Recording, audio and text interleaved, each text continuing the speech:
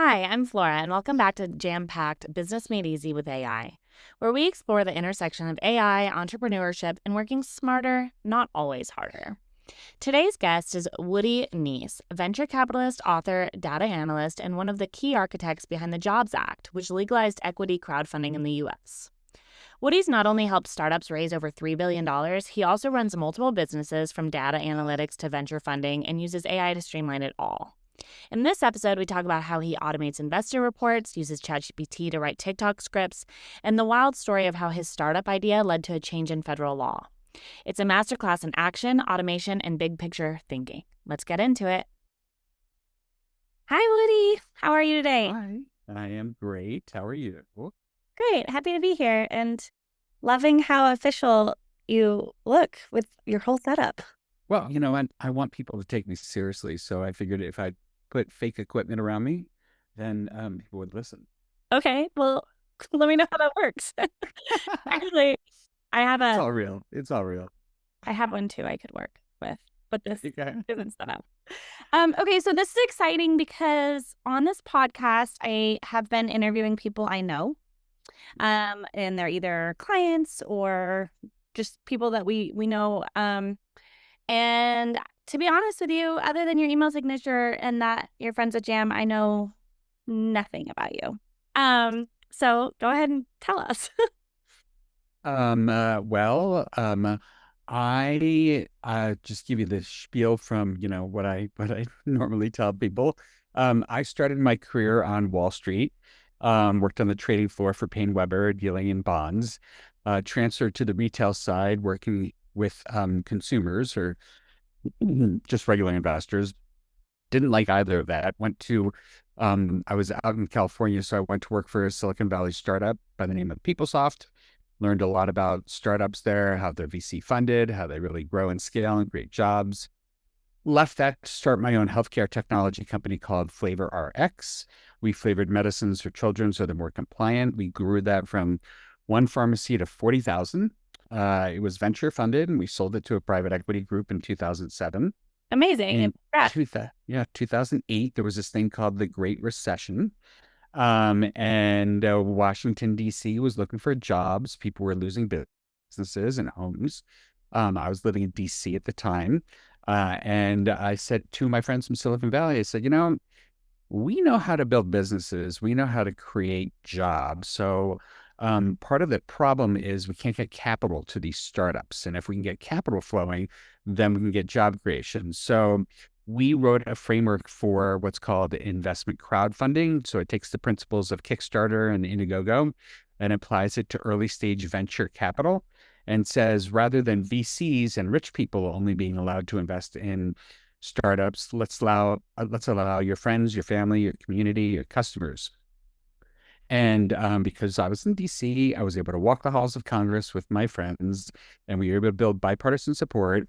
Uh, a, uh, uh, um, a representative from North Carolina, Patrick McHenry, became our champion, and he took our framework and introduced it into the committee, called a hearing. The White House had someone at that hearing. The White House called me and said, President Obama is very interested in what you're doing.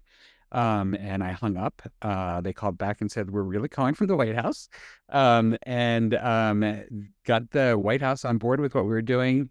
We Amazing. did all the lobbying in the House and the Senate. It passed 407-17 in the House, 73-26 in the Senate. And then we got to go to the White House and be there as President Obama signed our idea into law. That's now created this industry called regulated investment crowdfunding. And any startup can now go online onto platforms, otherwise known as websites, that are registered with the Securities and Exchange Commission and raise up to $5 million from their friends, their family, their communities. Over $3 billion has been raised since 2016 when it started. There's been 8,300 companies that have used it.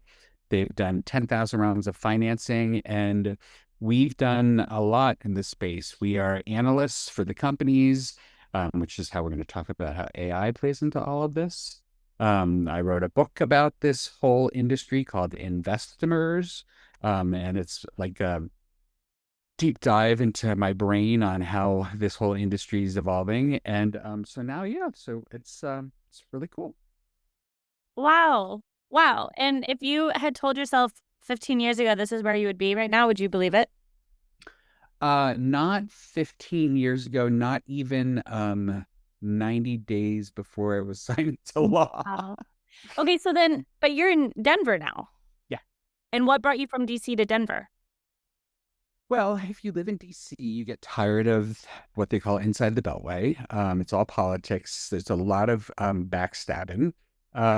It's just the known way that people get along. Surprising. You do it with a smile. You just know that you're supposed to stab people that you like in the back. And that gets old. Yeah. And so I just, I left that for Miami. Okay. And I That's a went big jump. to a wonderful place where it was beautiful to live, and I felt like I was on vacation every day.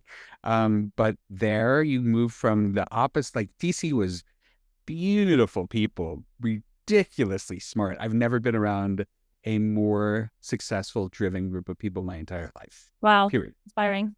Miami was beautiful people that were going nowhere in life.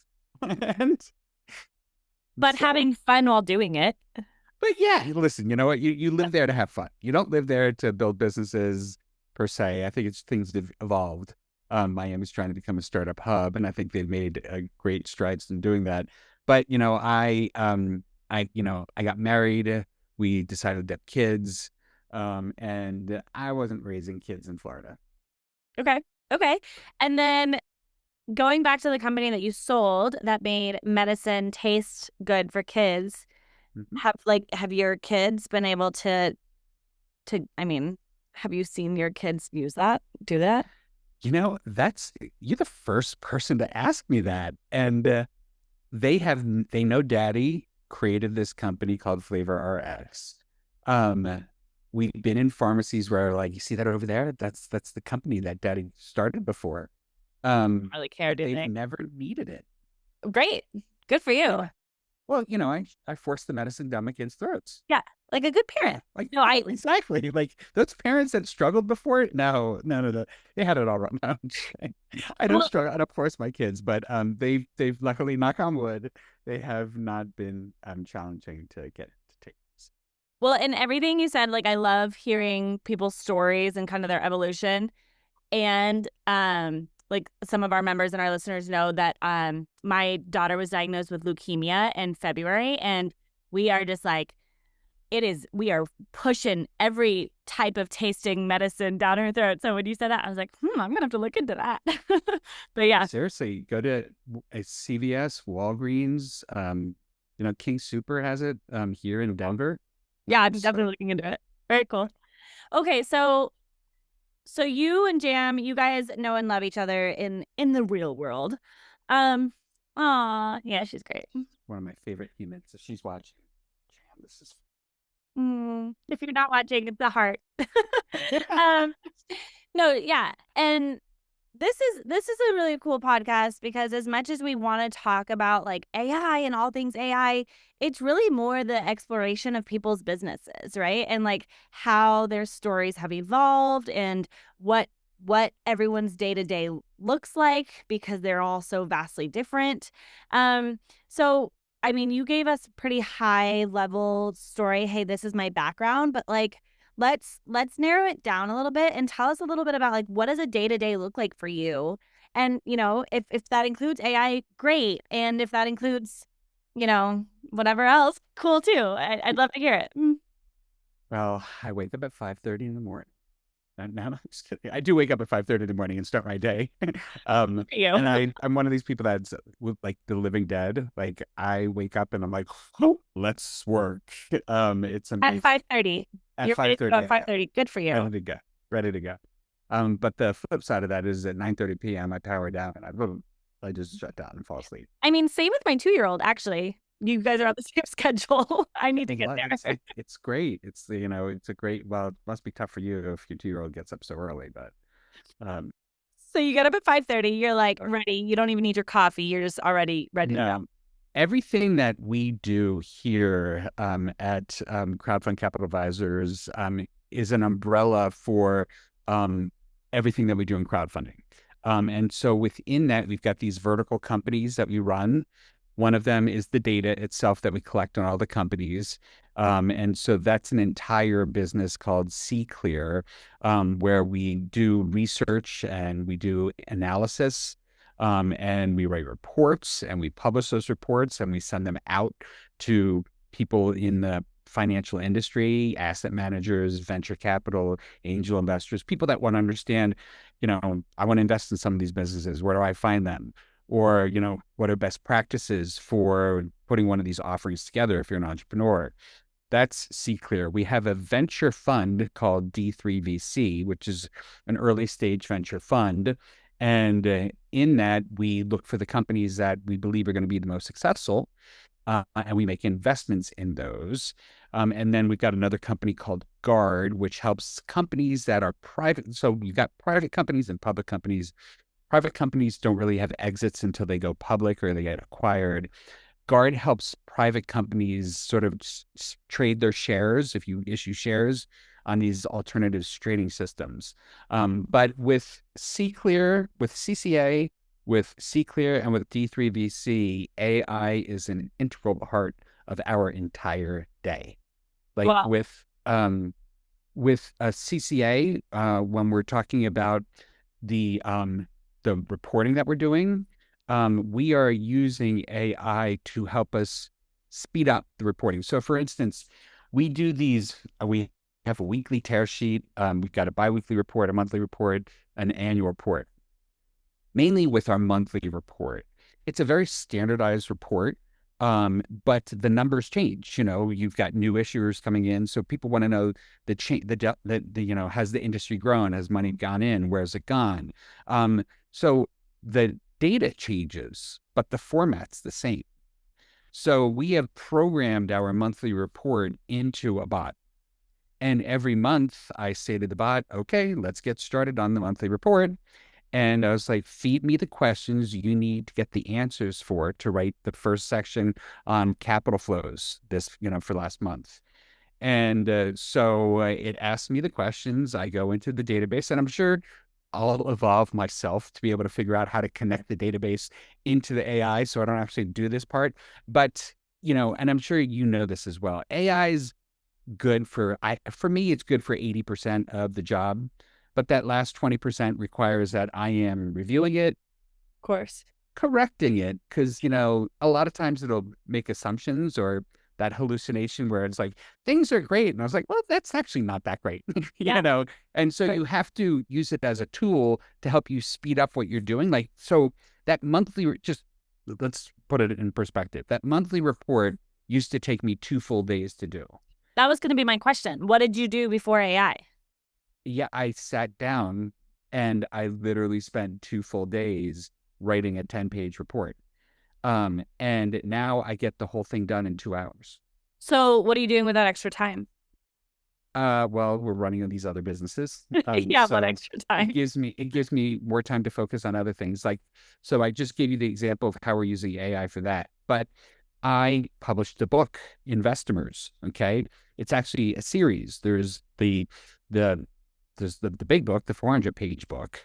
It's a deep dive into the industry. And then I've got a 150-page handbook for really entrepreneurs that want to raise capital. And what do you need to know about this industry? Not every day, but every week, I use AI to help me come up with TikTok scripts Awesome. to then look into a camera and sound like me. And actually, the AI is great because it's learning my voice, so it can speak in my voice, and it helps me come up with scripts that are unique and different, but talk about a different aspect of the book. And then I create these TikTok videos, and then I use CapCut, another tool, to put the videos together, and I publish TikTok videos. But if I didn't have the AI, I'd be sitting there going, well, how do I come up with a script for this? Or what, AI was great. I was just like, give me a list of scripts that you think would be beneficial for people that are going to be watching me on TikTok. So that's another thing I've been able to do. I mean, yeah, you saved yourself another 2 days right there. Easily. I am doing 500 million things right It sounds like it. now. And you know who helped me do it? Jam. Aw, no surprise there. So, okay, so now that you are using AI and you're starting to automate some things and you're starting to explore these efficiencies, you obviously have filled your time with other things, right? And talk to me a little bit about the things that you haven't yet automated. Yeah, well, that's what we were talking about is how, what's that next step where I figure out how to connect the database to the AI so that it can do the analysis that I want, but keep the data proprietary. Like, I don't want to lose anything out there on the internet. So you have Yeah. to be careful about what you share with AI as well. Like, I don't want to give it the keys to the kingdom. But I think there's so many things that could help speed up what I'm doing in terms of the marketing that we need to do. With our database, we're trying to figure out how do we get in touch with people who buy data on early startups. And so we've been going through this with AI back and forth, trying to find out the solution. Because the problem is, it used to be you had a salesperson that met with an individual at a company and sold them something. Then we migrated to the internet where you had the companies putting products on the internet that they were trying to get in front of people at companies to buy. Yeah. And so that human interaction of touch sort of was removed. Now we're at this next evolution where people are consuming information through social media, and that's how they're making their decisions about whether they should be buying things. You can't get in touch with anyone anymore. Nobody wants to talk to you, and so it's just very hard figuring out how do I get in touch with individuals. People don't pick up the phone. Period. People don't read emails. Period. There's spam filters for everything for text messages. I mean, so you know, AI needs to solve my problems, and I want the solution now. Yeah, I mean, of course you do. Of course No, you do. So, it's a partnership, and so we are collaborating on these things and coming up with new ways of trying to get messages out there. And actually, this is so cool. So I thought I knew AI like I thought I'm pretty proficient at it. But the other day, my friend Andy's talking to his phone, and the phone's talking back to him. I'm like, "What are you doing?" And he said, "What do you mean? What am I doing?" He's like, "I'm talking to ChatGPT." And I was just like, "Wait, how are you doing that?" Like, I didn't know about those three little dots at the mind bottom. blown. And so when my spouse was in an Ironman this weekend, and so up in Boulder, and so Cool. we were trying, Congrats. yeah, oh yeah, very, very impressive. I can run around the corner, and that's about as far as I can go. I I can can't. swim probably a few strokes, My God. and I can bike a. No, my father does like the double Ironmans. He's been on this podcast and I don't get it. I'm like, what? Why? I don't That's understand. that's crazy. So good for these people. I'm glad they Good for exist. them. We need all kinds to take spin the world. But on my drive back from Boulder, I had, 30 minutes without the kids in the car because he took the kids. And I had a chat with ChatGPT about how do we crack this nut? Like, how do I get in front of them? And ChatGPT was just like, listen, let's go over the things that you publish. And we went over all the different reports and everything. And Chat, it, I don't remember the guy's name, but he was just like, this Capital Pulse report that you've created that looks at the top companies every week. That's a signal that people typically buy. And I was like, okay, great. Well, I have the report. Nobody's buying the report. So what am I doing wrong? He's like, well, your marketing is off. And I was just like, yeah, well, nobody's checking emails anymore. What do we do differently? And so he had this idea, which I'm going to try, which is create a Substack channel. Look, And I don't know anything about Substack, but guess who's going to walk me through the whole thing? AI, obviously. AI. Ah, Exactly. And so I have an intern starting for the summer right now. And part of that intern's job is going to be getting this whole Substack channel up and running and then having these reports go out there and then making so much money that I can support Jam. All right, cool. I'm all for it. So okay, so that's like I feel a tiny glimpse into your let's say 4 to 8 months goals. Tell us a little bit more about like what does the next few months look like for you in an ideal world? Um, it's I love AI, but it has made like at night I crash because AI enables you to do more, but doing more is exhausting. Of course, Um, yeah. because you just have so many things that you can do with AI that you want to do it all. So I am if you were to look at my computer screen, you would see a like different chats open for different things that I'm working on, at least 12 of them. And I am hitting each of them and using it all. And so, I need to figure out how to better use AI so that I can do more without being so exhausted. Okay. Well, let me know if you figure that out. But something and I talk about this a lot on here is just it's this idea that when Jam started Jam Out AI, her idea was let's use AI to make more time to be human. And I love that so much. And we often see kind of this, I like to refer to it as this like black hole of information, right? Like you can just have so much content. You can have so many conversations and so many ideas and so many, and it's like, what is it if you're not actually using it? And we still have to be human and we still have to use it. Yeah. um, and finding out that balance is something I think we're all kind of exploring as we dig into AI as a society. But don't you think one of the coolest things about it too is we have these conversations with AI, and like, at least for me, there's a lot of aha moments for which I'm going around talking to everyone else about what those aha moments are. I was just like, I was having this conversation with AI and this is what it said. What do you think about that? Like, it has opened up the door for Totally. me to have interactions with other people to get their feedback on some of these ideas that I'm getting through AI. So it's Oh, so created much of it, interaction. totally. So much of it has created these human experiences for us that we wouldn't have otherwise had. Exactly. Okay, this is cool too because on these podcasts we talk to people that they're like, yeah, I started using ChatGPT the other day. And then we talk to other people that are like, yeah, I want to become an LLM expert. And then we talk to you who are like, yeah, I'm running 4 businesses because I'm able to streamline 2 of them with AI. I kind of paraphrased, but um what if you had to pinpoint like how you want to shift your working relationship with AI in the next few months, what do you think that looks like? Specifically, though. Um, mm, I love the question.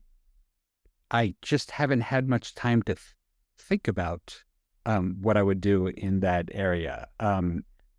Just because I here's the thing, like I use it in personal life. Like we're going to Japan this summer.